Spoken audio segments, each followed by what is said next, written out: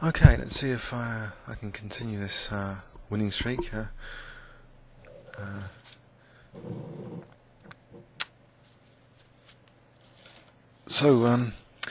I think the most impressive Blitz player I've ever seen is Michael Adams, both on 30-minute and 5-minute. Just incredible intuition, incredible. And I think a lot of title players do seem to be strong at Blitz. Their slight the variations, the intuition, the feel for positions, what's good and not, just instantly. It's just phenomenal sometimes.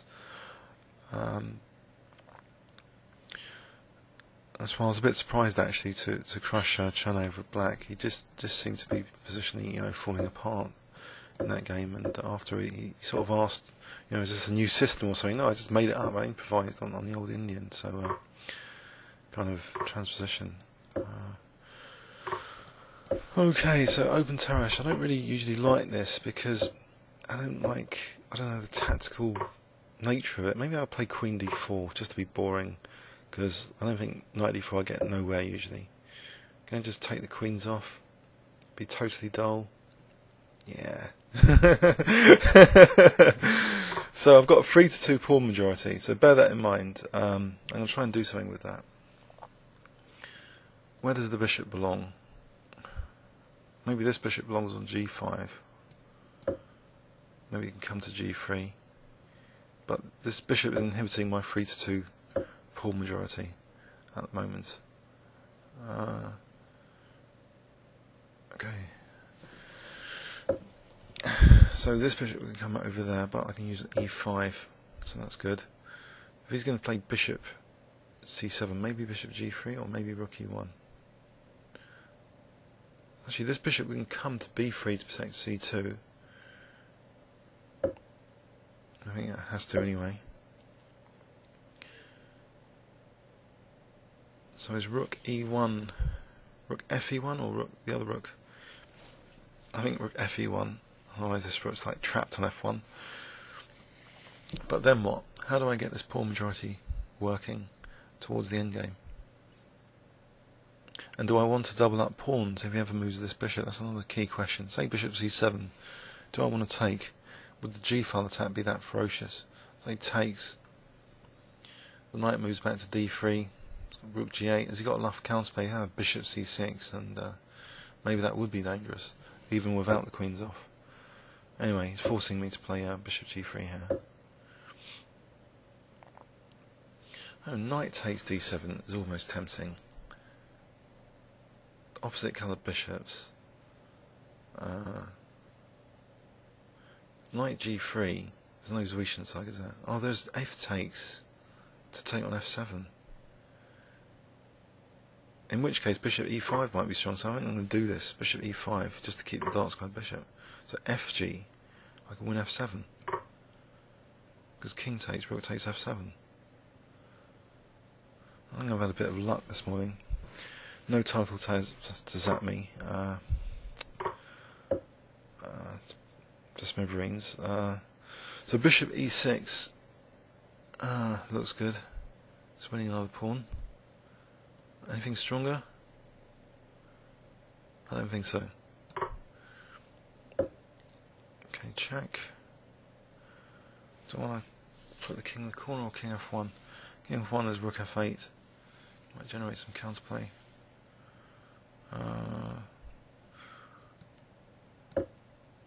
I know it's not great, but we remember the move king H1 in Kasparov versus the rest of the world.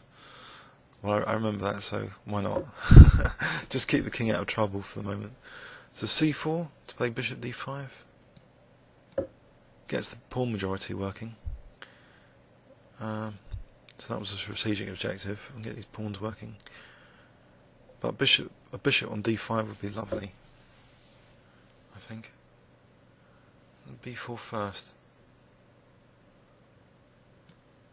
To stop any king C5 or bishop C5. Or rook B2. In fact, C5, just to try and block this bishop in. Alright, bishop D5 here. Then I'll move the rook somewhere over here to protect its body.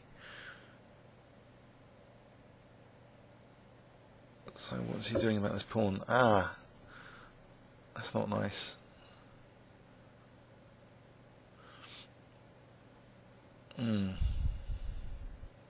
Protect A3, A4, A3. Little waiting move. Sometimes the waiting moves are the best. They do a lot of damage stuff.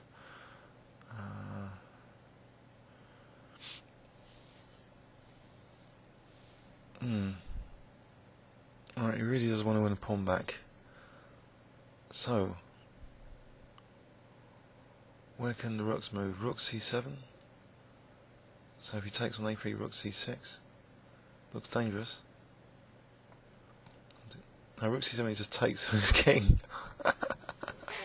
Hold on. Rook F6, I just give up the exchange. I'm getting fed up with all these threats. I'll get back row mated probably. That's the problem. About H3.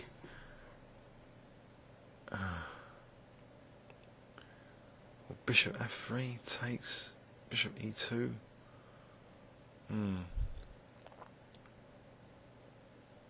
Rook F5 actually threatens C5 check. I think that's the best. Just threaten to play C5. Just protecting this bishop. I know king takes D5.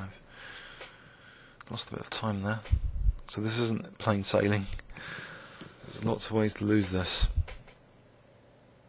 They just need to be discovered.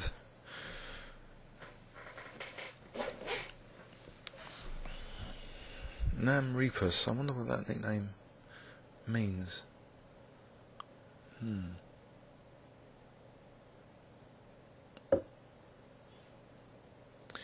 Okay. So how about just the other rook now? So E1. I suppose there might be rook E8. Bishop F7. There's rook E7. But then there's C5. Finally getting C5. It's got bishop takes G3. Bishop takes G3. Trying to deflect my rook. Maybe there's C5. Okay, C5 here.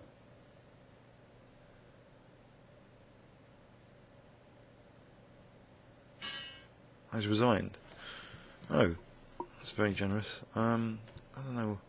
King D7. Why did he resign?